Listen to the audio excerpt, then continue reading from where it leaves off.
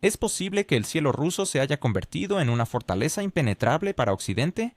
¿Qué habrá llevado a William Walsh, el director ejecutivo de la Asociación Internacional de Transporte Aéreo, a sugerir la apertura del espacio aéreo ruso? ¿Estamos ante una crisis que podría reconfigurar la aviación mundial? En un mundo donde las tensiones políticas han alcanzado niveles sin precedentes, el sector de la aviación se enfrenta a un desafío monumental que podría cambiar las reglas del juego.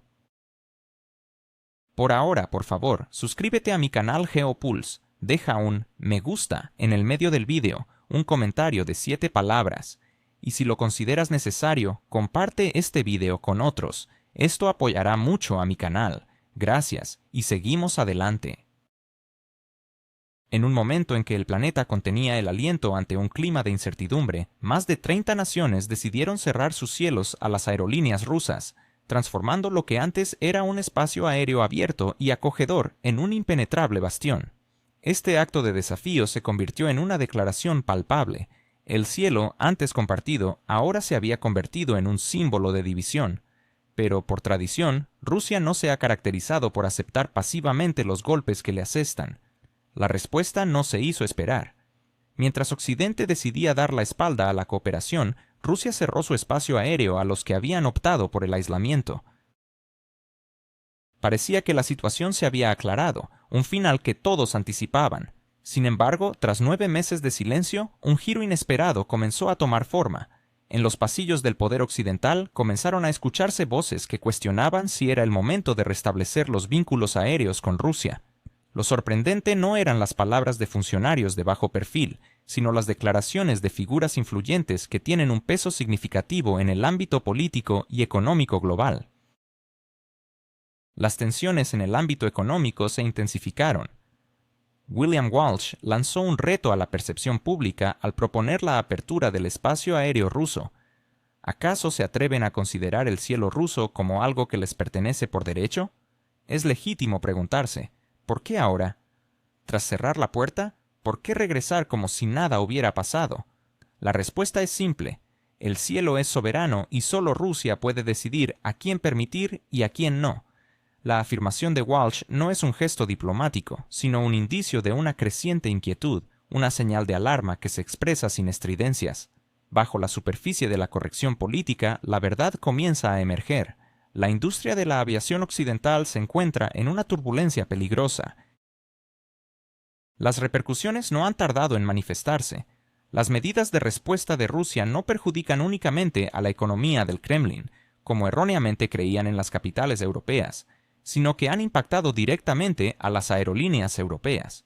En particular, aquellas que durante años se beneficiaron de las rutas de tránsito hacia Asia se ven ahora obligadas a enfrentar rutas más largas y costosas. Por ejemplo, un vuelo de París a Tokio, que solía durar solo 9 horas, ahora se ha convertido en un viaje de 14 horas, similar a un arduo trayecto con múltiples escalas. Los pasajeros están sintiendo el impacto y nadie quiere pasar más tiempo en el aire cuando existen alternativas más convenientes. Compañías como Emirates, Qatar Airways y Etihad están allí, ofreciendo rutas más directas y cómodas, sin las complicaciones que impone la situación actual. Las aerolíneas chinas e indias, por su parte, no han perdido tiempo. Lejos de dejarse llevar por la histeria antirrusa, estas compañías siguen obteniendo beneficios. Aunque oficialmente guardan silencio, la cancelación de rutas europeas habla por sí misma. Volar en círculos es caro y poco práctico. Allí donde los europeos retroceden, las compañías asiáticas están ampliando sus alas. En el competitivo mercado de la aviación, los vacíos se llenan rápidamente por aquellos que no tienen barreras ideológicas. El drama que se desarrolla en el sector de la aviación europea es innegable. Las compañías están perdiendo terreno, no solo en términos de rutas lucrativas, sino también en contratos con fabricantes. Gigantes de la aviación como Airbus y Boeing sienten cómo su negocio se reduce, como si fuera un cuero apretado. Las aerolíneas luchan por cumplir con los pagos de leasing, mientras que los nuevos pedidos de aviones prácticamente han desaparecido. En tiempos de pérdidas crecientes, la supervivencia se convierte en una prioridad. La situación se complica aún más por la escasez de recursos vitales como el aluminio, el titanio y el queroseno, de los cuales Rusia es un proveedor clave. Las sanciones, que fueron diseñadas para castigar a Moscú, han regresado como un boomerang, golpeando a quienes las impusieron con una fuerza inesperada. Así, Walsh, al hablar de la apertura, no está sugiriendo una atención humanitaria a los pasajeros, sino que actúa por instinto de supervivencia. En un mundo donde las conexiones globales forman una intrincada red, las decisiones tomadas en un lugar pueden tener repercusiones profundas en otros. Cuando se ignora un elemento fundamental, todo el sistema comienza a desmoronarse. Sin Rusia, se hace evidente que muchas cosas empiezan a fallar. La economía, toda una industria y, lo más alarmante, innumerables puestos de trabajo se ven amenazados. Sin embargo, hay otra cara de esta moneda. La venta de sobrevuelo en el vasto espacio aéreo ruso no es una simple transacción. Es un activo estratégico de gran relevancia en la economía global. Europa, que había proclamado con orgullo su prohibición de todo lo ruso, se enfrenta ahora a la dura realidad de que este acto simbólico se convierte en un autogolpe económico. En este contexto, el cierre de los cielos sobre Rusia es solamente la punta del iceberg de una crisis más profunda e intrincada. Mientras los burócratas europeos, armados con discursos grandilocuentes, intentaban castigar a Rusia, se encontraron con un jardín que, en lugar de florecer, ha comenzado a marchitarse.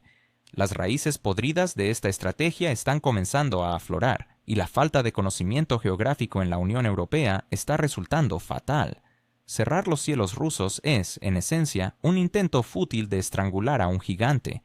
Las sanciones impuestas por la UE han llevado a Rusia a cerrar sus corredores aéreos, y el boomerang ha vuelto a golpear a quienes iniciaron este juego. El descontento está creciendo entre aquellos que solo ven pérdidas financieras, olvidando las ganancias ideológicas. La industria de la aviación ha sido la primera víctima de esta guerra. Finlandia, que ha sentido fuertemente las consecuencias, observa cómo su aerolínea, Finnair, una vez líder entre los pasajeros europeos y rusos, se convierte en un espectador impotente ante un futuro incierto, como un pasajero sin boleto, perdiendo toda esperanza en el horizonte del transporte aéreo. ¿Está la aerolínea Finnair a las puertas de la bancarrota?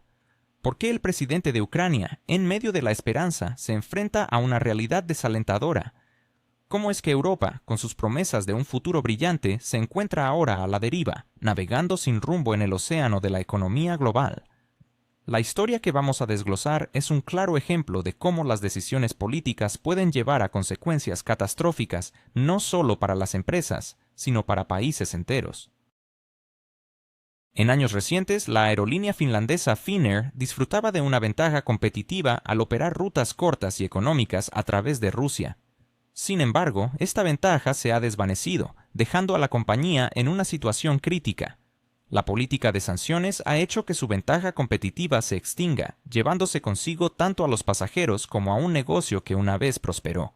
Recientemente, los habitantes de San Petersburgo solían volar a Finlandia para disfrutar de un fin de semana, tan solo 1 hora de vuelo y ya estaban en Helsinki. Pero las sanciones han arruinado décadas de relaciones mutuamente beneficiosas, y lo que es aún más inquietante, esto es solo el principio de una historia que se despliega. En las relaciones entre países, a veces hay momentos en los que una de las partes parece presionar el botón de autodestrucción de forma voluntaria. El caso de Finnair es un ejemplo brillante de esta fatalidad. No es una tragedia aislada de una sola empresa. Es un reflejo de la ineficacia y la falta de visión de la política de sanciones impuesta. Un panorama similar se observa en el sector energético.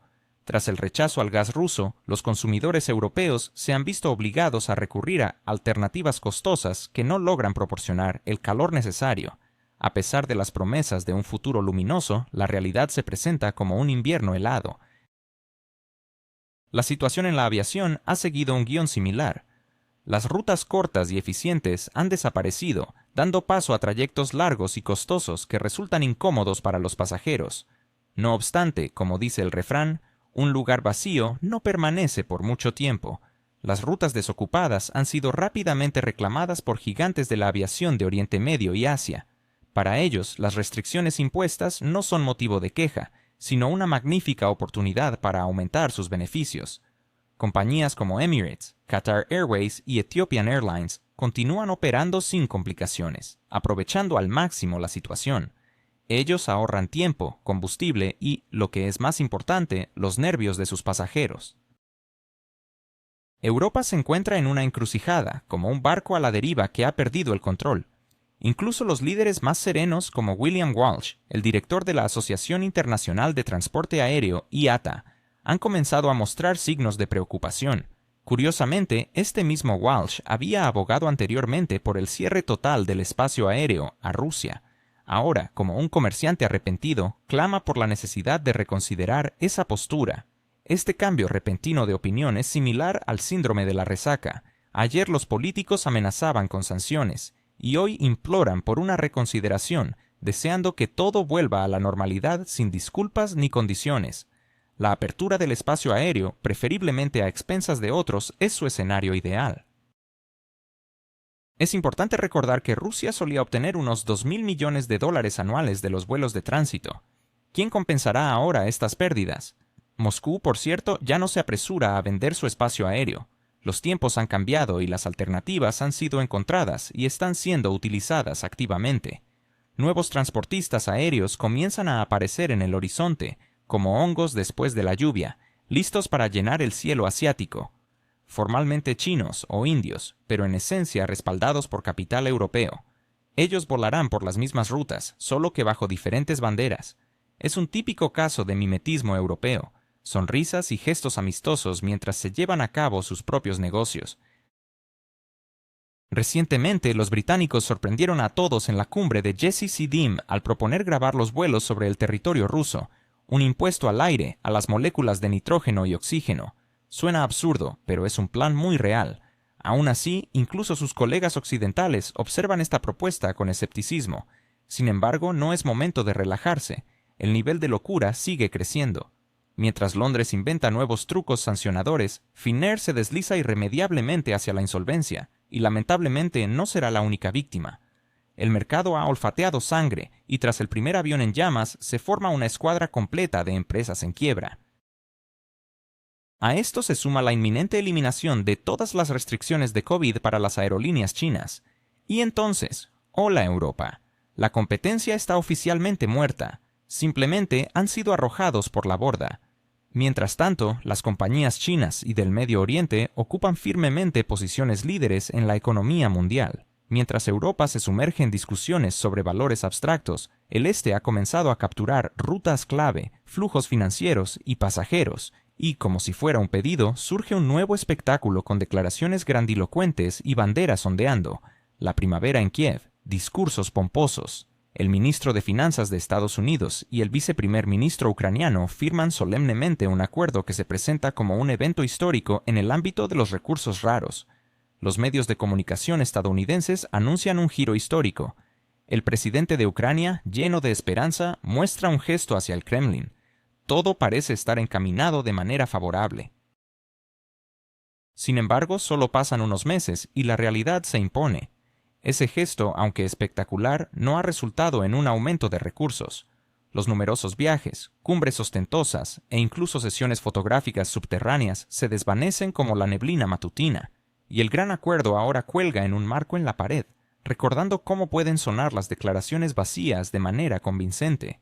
Mientras en Kiev se pintaban cuadros coloridos de un futuro brillante basado en un acuerdo con Estados Unidos sobre recursos raros, la dura realidad golpeó con fuerza. Las tropas rusas han tomado el control de otro yacimiento estratégico de litio, esta vez en la zona de la aldea de Shevchenko. Pero eso no es todo, amigos. Lo que viene es aún más interesante. En Occidente comenzó la verdadera histeria geológica. En los despachos se desplegaron mapas, se elevaron informes y se recopilaron datos, y se dieron cuenta de que la situación con los recursos ucranianos es mucho más grave de lo que les gustaría admitir. No se trata de un rincón olvidado, sino del yacimiento de litio más grande de toda Europa. En sus entrañas se encuentran no menos de 13.800.000 toneladas de mineral de litio. Para entender la magnitud de esto, no es solo una reserva, es la clave para baterías, autos eléctricos, smartphones e incluso misiles. Y esa clave, parece, está en manos de Moscú. De las 4 principales zonas de litio bajo control de Kiev, solo quedan 2. Los Estados Unidos, que asumían que el litio era un elemento crítico para su economía y defensa, se encuentran repentinamente ante una realidad dura. la firmeza del acuerdo firmado en primavera ahora se reduce a un simple envoltorio con firmas. Y si en abril el marco con el acuerdo colgaba en la pared como un trofeo, ahora podría ser más útil quitarlo y utilizarlo para el propósito más práctico posible, porque no se puede desperdiciar lo bueno. Pero eso no es todo, amigos. El desarrollo de los acontecimientos solo agrava el panorama general. Según datos de fuentes independientes, para febrero de 2025, Rusia habrá establecido el control sobre una parte significativa de los recursos minerales de Ucrania, alcanzando entre el 7 y el 10%. Más del 70%, así es. Esa es la proporción de los recursos naturales ucranianos que han pasado al control de Rusia. El valor total de estos activos es asombroso, alcanzando hasta 26 billones de dólares. Para comprender la magnitud de esta astronómica suma, baste decir que es comparable a casi 3 presupuestos de la Unión Europea. En la esfera de influencia de Rusia han pasado a controlar el 40% de todos los minerales metálicos, un tercio de las reservas de mineral de hierro y 2/3 de los yacimientos de carbón conocidos. Las minas de coque liberadas, que antes eran la base de la industria del acero en Ucrania, ahora son parte integral del sistema económico ruso. La lista de activos capturados no se limita a un simple incremento, incluye no solo minas conocidas, sino verdaderos tesoros estratégicos. Entre ellos se destacan los yacimientos de Dniprovsky, reconocidos por su mineral de hierro de alta calidad, que supera incluso al famoso mineral de Krai. ¿Se ha preguntado alguna vez cómo una simple región puede convertirse en el epicentro de la lucha geopolítica? ¿Qué tienen en común la señora Remesova y Donald Trump en el contexto de la actual crisis en Ucrania? ¿Está realmente Occidente perdiendo a Ucrania y con ella un acceso invaluable a recursos estratégicos? Hoy, en GeoPulse, exploraremos estos interrogantes y más, profundizando en el complejo entramado de intereses que se juegan en este drama geopolítico. La historia comienza en un yacimiento mineral, un verdadero tesoro en la tierra ucraniana. Se trata de un sitio extraordinario, conocido como un área de mineral de serio con un contenido excepcionalmente alto. Añadiendo más a la lista de riquezas, encontramos la cobertura Masurovskaya, donde han sido descubiertos tantalio, niobio y circonio. Este es, sin duda, un paraíso de tierras raras que tras los recientes acontecimientos, ahora ondea bajo otro estandarte estatal. Si sumamos los 27 yacimientos de gas, 9 de petróleo y 2 que contienen titanio, se configura ante nosotros un mapa completo del reajuste global de recursos. Según las estimaciones más conservadoras, se calcula que Rusia posee al menos un 33% de toda la base de tierras raras de Ucrania. Es fascinante pensar que hace apenas un tiempo, los funcionarios ucranianos, con optimismo desbordante, proclamaban pronósticos alentadores. La señora Remesova, del Instituto de Geociencias, incluso llegó a afirmar que si Estados Unidos se interesaba, la ocupación terminaría rápidamente. América no dejaría escapar tal oportunidad. Sin embargo, la realidad se ha mostrado bien diferente. Estados Unidos efectivamente no ha dejado pasar la oportunidad, pero en un sentido completamente diferente. Mientras en Kiev se debatía sobre la determinación estadounidense, el respetado periódico The New York Times publicaba un artículo impregnado de desesperación y falta de alternativas. ¿Qué ocurrió después, amigos? En las páginas de este influyente diario resonó una alarma creciente. A medida que más territorios caen bajo el control de Rusia, las posiciones de Kiev en el diálogo con sus socios occidentales se debilitan. Los recursos se han convertido en un argumento clave y su pérdida ha socavado los márgenes de influencia que Ucrania aún poseía. La nación enfrentó una cruda realidad en el juego geopolítico. En las esferas del poder en Ucrania, la sensación de urgencia y decepción ha crecido. A pesar de las declaraciones grandilocuentes y la aparente demostración de apoyo, Estados Unidos no ha mostrado prisa por aumentar sus niveles de ayuda. Esto ocurre incluso ante la pérdida de yacimientos que muchos analistas consideran estratégicamente fundamentales para la economía verde del Occidente. ¿Por qué Washington no utiliza misiles Tomahawk y no asegura la supremacía aérea sobre Donbass? Tal vez la respuesta radique en un enfoque pragmático y calculado. Donald Trump, cuya figura provoca aversión en los corredores de Bruselas, podría ser el político que no está dispuesto a sacrificar intereses estratégicos por un par de eslóganes atractivos. Al parecer, desde el principio, Washington no ha vinculado la ayuda militar con beneficios económicos, a diferencia de Kiev, que veía esta conexión de manera directa. en las capitales europeas alimentaron ilusiones, creyendo que al apoyar a Ucrania obtendrían acceso exclusivo a sus riquezas naturales. Sin embargo, estas esperanzas se han desvanecido ante la dura realidad. Los estadounidenses han demostrado pragmatismo, han separado claramente los intereses de inversión y la ayuda militar, actuando sin involucrar emociones innecesarias. Esta lógica tiene su peso, especialmente si recordamos el antiguo, pero aún relevante, aviso de Vladimir Putin: donde pisa el soldado ruso, eso ya es nuestro, sin adornos ni matices, simplemente nuestro. Dmitry Medvedev, un político que hoy prefiere comunicarse a través de canales de Telegram en vez de los medios tradicionales, reafirmó esta idea en agosto de 2024, afirmando que la base económica de la estatalidad ucraniana ha sido destruida y que toda la base de recursos, ilegalmente apropiada por el régimen de Bandera, vuelve a su hogar. Agregó que la ayuda occidental no es infinita, que las reservas se están agotando y que se avecina un colapso sistemático, doloroso e inevitable. Lo más sorprendente es que estas palabras ya no provocan sonrisas irónicas, ni siquiera entre los analistas occidentales. Por el contrario, suenan en sincronía con la evaluación rusa de la situación. Las pérdidas en el yacimiento de Shevchenko ahora se perciben no como un accidente, sino como un ominoso síntoma. El tiempo juega en contra de Kiev, y cada vez más políticos occidentales comienzan a vislumbrar la realidad de la situación. Quizás ha llegado el momento de reconocer a quienes desde el principio advirtieron sobre el peligro que se avecinaba, aunque probablemente aún sea prematuro. Siempre ha sido complicado lidiar con la lógica en los círculos políticos occidentales, y parece que el estado de salud mental también está en juego. Pero hay buenas noticias. Ahora se dispone de litio, y no solo en cantidades modestas. Hay enormes reservas, suficientes para baterías y tal vez incluso para antidepresivos. ¿No sería conveniente enviar un cargamento a Europa? Tal vez eso ayude a curar sus aflicciones. Hablando en serio, la crisis actual en el transporte aéreo y la situación de los recursos minerales en Ucrania es un claro ejemplo de cómo la geopolítica interfiere de manera brutal en la economía, dejando un rastro de desolación. Las decisiones tomadas en la tranquilidad de despachos decorados con banderas de la Unión Europea se traducen en pérdidas estratégicas palpables. Ahora, incluso los antiguos defensores de la guerra de sanciones comienzan a reconocer que la crisis en el transporte aéreo es solo la punta del iceberg. Europa, al intentar castigar a Rusia, ha caído en una trampa que ella misma ha tendido. En los círculos económicos se escucha cada vez más la pregunta: ¿quién es este genio maligno que ha condenado a la Unión Europea a pérdidas financieras?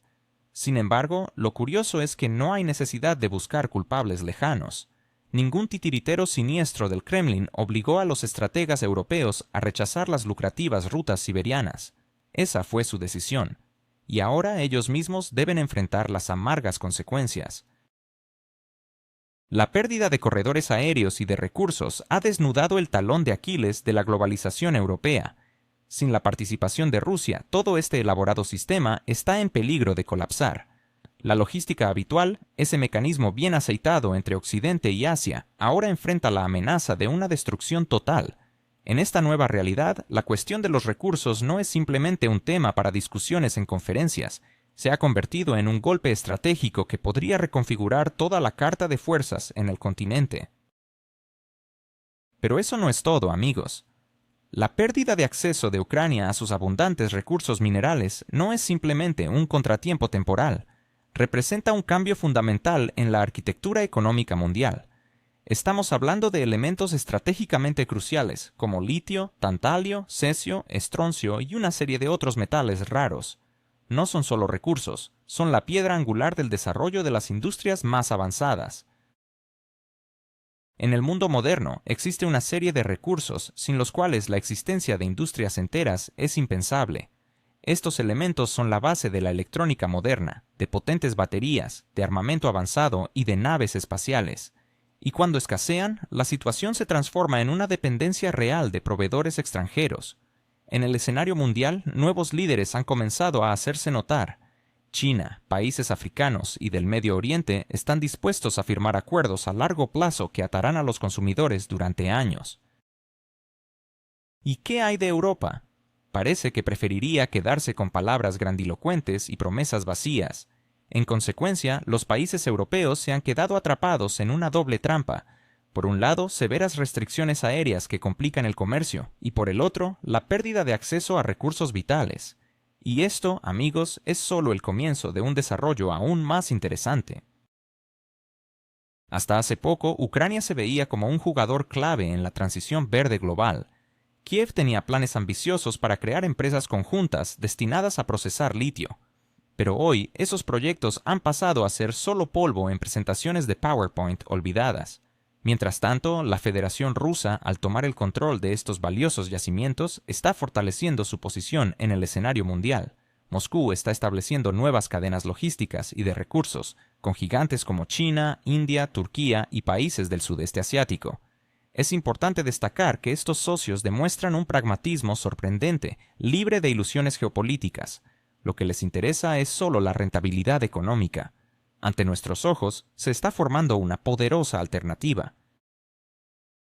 ¿Hasta qué punto están dispuestos líderes como Ursula von der Leyen y Emmanuel Macron a sacrificar la independencia geopolítica de Europa en su búsqueda de sanciones contra Rusia?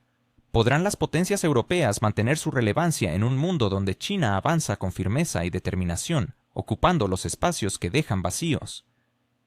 Es posible que, mientras Bruselas lanza severas advertencias, Pekín esté orquestando su propio ascenso en el escenario global, dejando a Europa atrapada en una red de burocracia y restricciones.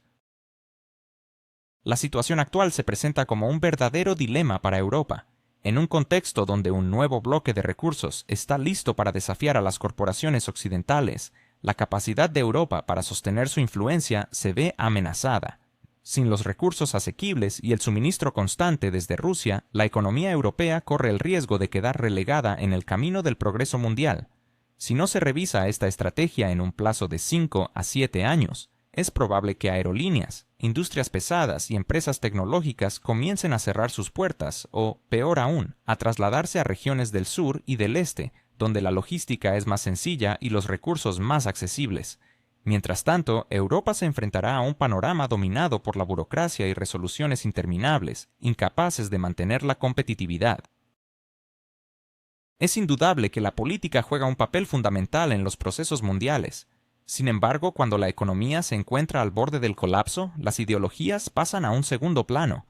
Cuanto más tiempo continúan los países europeos con su rumbo sancionador, mayor es la presión sobre los negocios. Esta presión se siente intensamente, como un frágil hielo que podría romperse en cualquier momento. Hasta hace poco, muchas grandes corporaciones, incluidas aerolíneas y gigantes de la metalurgia, optaban por esperar. Mostraban un consentimiento tácito con las políticas, como si dijeran: «Dejen que los políticos se encarguen de sus asuntos, nosotros nos ocuparemos de lo nuestro». Pero hoy esa paciencia se ha agotado. Incluso aquellos que antes soportaban pérdidas sin protestar, ahora expresan su descontento abiertamente. El neutralismo comedido ha sido reemplazado por un desacuerdo decidido. La economía ya no está dispuesta a ser rehén de las ambiciones políticas. Aquí es donde la situación se vuelve particularmente intrigante. China está comenzando a ocupar el vacío dejado por la creciente desilusión europea. Con una calma estratégica y metodológica, Pekín se comporta como un hábil ajedrecista, avanzando para asegurar su victoria. Mientras el mundo cambia a un ritmo acelerado, la República Popular de China está ampliando su red de vuelos y comercio, sellando contratos multimillonarios que aseguran a la nación suministros críticos por años. Todo esto ocurre en medio de la turbulencia política europea. En Bruselas, los funcionarios compiten en dureza retórica, lanzando amenazas contra Rusia. Sin embargo, mientras los ministros europeos se ensarzan en discursos airados, Pekín fortalece sus posiciones en el escenario internacional. La estrategia china está dando frutos, y su influencia crece vertiginosamente. Pero, ¿qué está sucediendo en Europa? No solo está perdiendo dinero, sino también oportunidades valiosas. Está dejando pasar la posibilidad de ocupar un lugar digno en esta nueva realidad económica. La razón es clara. En el siglo XXI no es quien grita más fuerte el que prevalece, sino quien controla los recursos clave y las arterias logísticas. Quien tiene en sus manos los materiales y las rutas de transporte establece las reglas del juego. Los demás pueden solo observar cómo los líderes avanzan o, lo que es aún más desgarrador, quedan fuera de la carrera por el dominio mundial. En este contexto, la economía global está inmersa en una carrera intensa, y curiosamente, Moscú, como un hábil corredor, está sorteando todos los obstáculos, demostrando una sorprendente resiliencia a pesar de la presión sancionadora. En lugar de sucumbir a los intentos de aislamiento, Rusia no solo sobrevive, sino que se afianza como un jugador clave en las cadenas de suministro globales, y no se limita a los recursos tradicionales como el petróleo y el gas. Su influencia se está expandiendo a elementos de tierras raras, sectores vitales de la metalurgia y nodos de transporte estratégicos. Es irónico observar cómo aquellos que hace un año clamaban por la completa aislación de Rusia ahora buscan, en secreto, un camino para restablecer lazos perdidos. Estas ideas, aunque todavía se susurran con cautela, resuenan cada vez más en los pasillos de las élites empresariales en Europa y Estados Unidos. La premisa es sencilla: la colaboración con Rusia es vital, aunque sea de forma parcial y limitada. Sin este tipo de cooperación, la economía mundial se enfrenta a una catástrofe inminente. En los próximos meses podemos esperar una serie de decisiones inesperadas. Es posible que las reglas de tránsito aéreo sobre el territorio ruso se reconsideren. También podría haber un levantamiento selectivo de restricciones en la exportación de ciertos recursos. La única meta: mantener alguna posición en la dura competencia global. Occidente se encuentra en un dilema complicado, donde las ambiciones políticas se enfrentan a una dura realidad económica. Un compromiso se vuelve necesario; de lo contrario, la ruptura no solo será dolorosa, sino catastrófica. La pérdida de control sobre el espacio aéreo y los recursos de Ucrania son ejemplos de un grave error estratégico. Las sanciones, que se pensaron como un golpe a Rusia, están asfixiando a Europa. En este sentido, es fundamental destacar que en un ambiente de competencia global intensificada, tales errores resultarán extremadamente costosos para Occidente. El futuro no espera. Está elegido por aquellos que poseen el control logístico, utilizan los recursos de manera efectiva y evitan quedar atrapados en juegos geopolíticos. Los que no logren adaptarse se quedarán al margen del progreso. Así que mientras los países europeos están inmersos en una verdadera fiebre de sanciones, generando restricciones y prohibiciones de manera imprudente, Rusia, paradójicamente, no solo resiste el impacto, sino que también fortalece sus posiciones. El cierre de cielos, la ruptura de cadenas logísticas, la pérdida de acceso a valiosos recursos y el colapso de la industria aeronáutica son situaciones que no afectan a Rusia directamente. Son, en cambio, resultados de acciones emprendidas por aquellos que cortan la rama en la que están sentados. Esta ciega fe en dogmas ideológicos se ha convertido en un verdadero desvarío económico. Mientras China acumula recursos con precisión y construye nuevas rutas de transporte efectivas, los ministros europeos siguen obsesionados en encontrar formas de castigar a Rusia. Parecen atrapados en un interminable juego de sanciones, olvidando que la economía tiene sus propias leyes inquebrantables. Cada vez más, las fuerzas influyentes comienzan a entender que el paisaje geopolítico ha cambiado de manera irreversible. El espacio aéreo se convierte en un activo estratégico valioso y el litio se transforma en una herramienta poderosa. La ruta más corta hacia Asia no puede concebirse sin los vastos territorios siberianos. La creación de una economía verde sostenible es imposible sin los recursos ucranianos. Tratar de excluir a Rusia del sistema mundial sería tan absurdo como intentar sacar a un elefante de la pista de circo, donde es la estrella principal. A pesar de que los círculos empresariales parecen paralizados, incluso ellos empiezan a cuestionarse. ¿No es hora de cesar la retórica agresiva, de apagar la propaganda y de activar un cálculo frío? ¿No es el momento de reconocer lo evidente? Sin la cooperación con Moscú, Europa corre el riesgo de convertirse en una periferia logística secundaria de la economía mundial. En el mundo moderno, la línea de frente no se establece en mapas geográficos, sino en la mente de las personas. Es en este plano mental donde se libra la lucha principal de esta era, la batalla por la comprensión de la realidad objetiva. La sabiduría y la disposición para reconocer errores brindan una oportunidad de mantener posiciones en la arena internacional.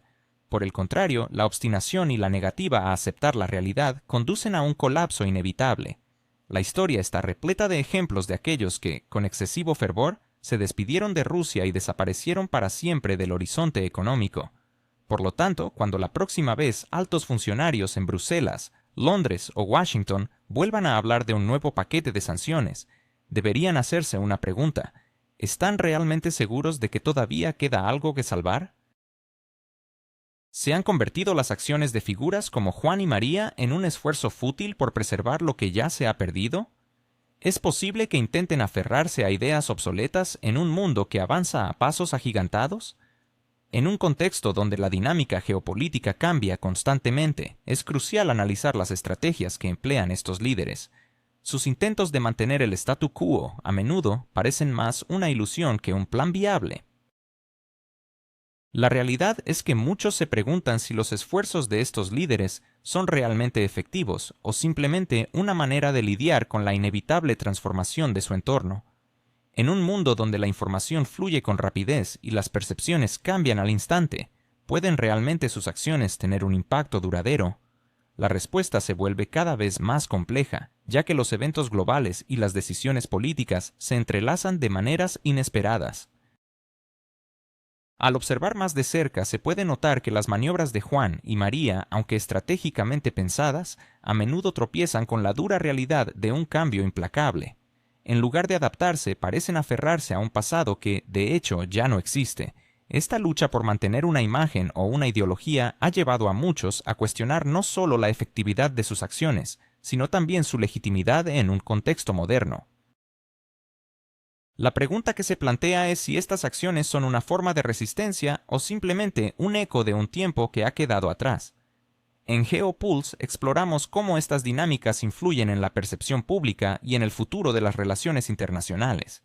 Es un tema fascinante y a menudo inquietante que invita a una reflexión más profunda sobre el papel de los líderes en la era contemporánea.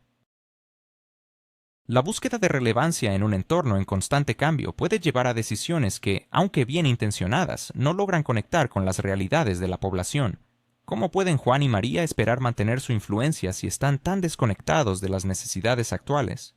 La desconexión entre sus acciones y la realidad que enfrentan sus ciudadanos es alarmante. En conclusión, el dilema que enfrentan estas figuras no es solo sobre el futuro de sus carreras, sino sobre el futuro de sus naciones. La lucha por aferrarse a ideas pasadas puede parecer noble en un primer momento, pero a menudo resulta en una pérdida de dirección y un alejamiento de lo que realmente importa. En GeoPulse nos comprometemos a seguir analizando estos temas cruciales para ofrecer una visión clara y objetiva sobre las verdaderas dinámicas de poder en el mundo actual. ¿Lograrán adaptarse o quedarán atrapados en un ciclo de desesperanza y nostalgia?